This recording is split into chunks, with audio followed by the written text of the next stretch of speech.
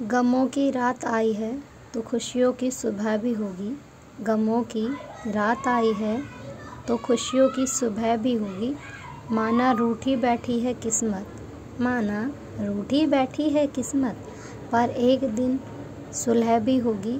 मत रखना कमी कोई अपनी कोशिशों में, मत रखना कमी कोई अपनी कोशिशों में।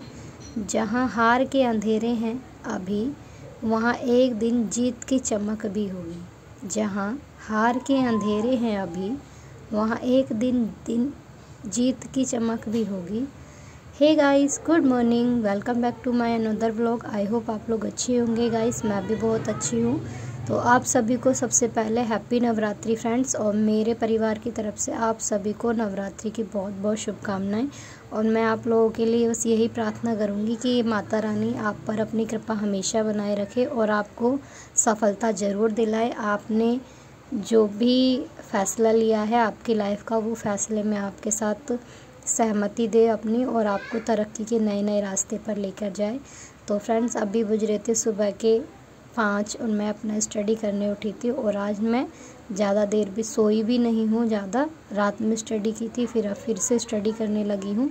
तो कोशिश करूँगी कि दिन में सोने की, बाकी देखते हैं अभी।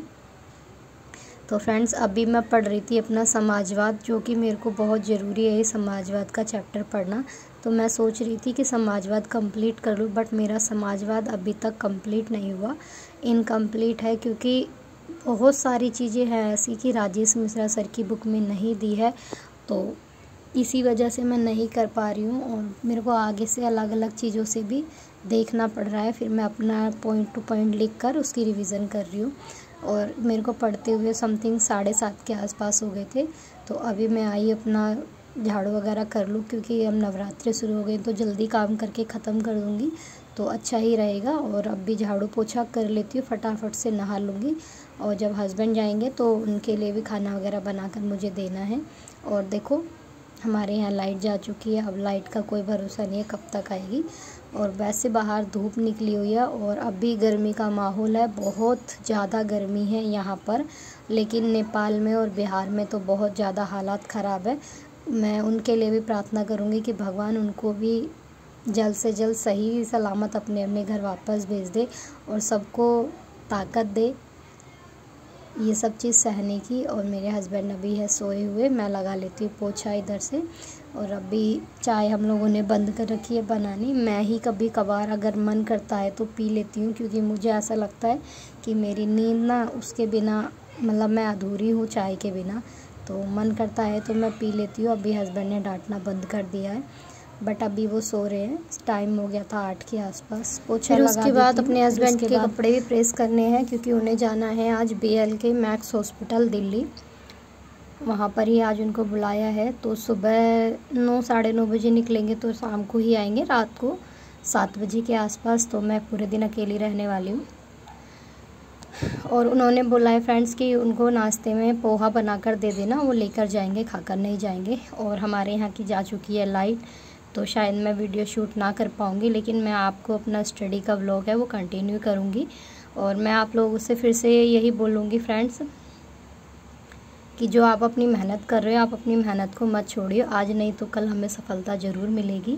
और सारा काम मेरा हो गया, मेरे हस्बैंड भी जा चुके थे, तो मैं आई थी अपना पढ़ने के लिए।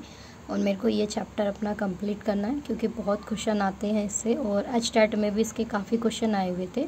और फ्रेंड्स, मैं आपको बता दूं कि यहाँ पर मैं और मेरे हस्बैंड रहते हैं गुड़गांव में, और ये हमारा रूम जो है वो रेंट का है, और हम यहाँ रेंट पर रहते हैं। यहाँ हमारा अपना घर नहीं है। मेरा अपना जो घर है वो गाज़ियाबाद में है, और मेरा हस्बैंड का जो है वो भी गाज़ियाबाद में है। तो हम लोग वहाँ पर परमानेंट रहते हैं, यहाँ पर हम रेंट पे रहते हैं, और मैं और मेरे हस्बैंड रहते हैं। और पास में ही मेरी सिस्टर इन लॉ है, वो रहती है अपनी पूरी फैमिली के साथ। तो जब हमारा मन नहीं लगता है तो हम लोग उनके साथ घर चले जाते हैं। और वैसे भी जानते हैं हम दिन में, तो थोड़ा बहुत देर के लिए चले जाते हैं। अभी उनके घर में ना पेरेंट्स की बहुत ज़्यादा तबीयत ख़राब है, तो वहाँ पर आना जाना लगा रहेगा। और इसी वजह से ना मेरे जो स्टडी के व्लॉग हैं वो दिन में नहीं आ पा रहे हैं, क्योंकि मैं दिन में स्टडी भी नहीं कर पा रही हूँ और मैं रात में स्टडी कर लेती हूँ, क्योंकि रात में ना दिन में मैं थोड़ा सो जाती हूँ मेरे हस्बैंड के जाने के बाद, तो मैं रात को स्टडी करती हूँ। तो रात में ना मेरे को ऐसा लगता है कि मैं जो कब पढ़ती हूँ मैं अच्छे से कवर कर लेती हूँ, दिन में बहुत ज़्यादा शोर शराबा होने की वजह से, या मेरे को ऐसा लगता है कि मेरे को अब आदत सी पड़ गई है कि मेरे को रात में ही पढ़ना है, तो इस वजह से मैं अब पढ़ने लगी हूँ रात में भी। लेकिन अब ये कोशिश करूँगी कि मैं दिन में भी पढ़ा करूँ, क्योंकि एग्ज़ाम टाइम में भी फिर बहुत ज़्यादा नींद आएगी, जो कि अच्छा नहीं होता है।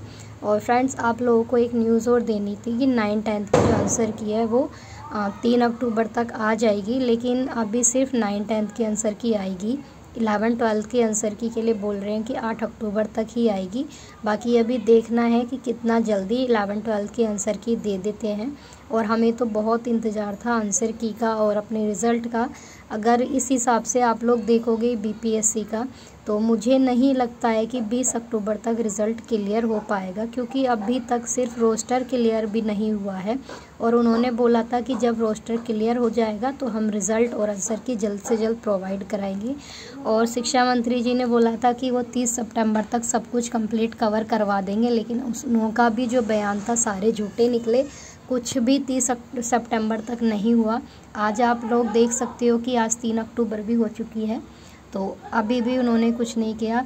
और फिर वही मेरे को ना दिन में फिर से नींद आने लगी, तो फिर मैंने सोचा कि अब पढ़ने से कोई फ़ायदा नहीं, क्योंकि पढ़ाई सब सर के ऊपर से जाएगी। तो मैं यहीं पर ही सो गई, बहुत ज़्यादा नींद आने लगी थी, तो मैंने ज़्यादा देर का नींद नहीं लिया। सिर्फ यहाँ पर मैं आधा घंटा है, लेकिन मेरे को बहुत ज़्यादा नींद आ रही थी, तो मैं यहाँ आधा घंटे के लिए ही सोई थी।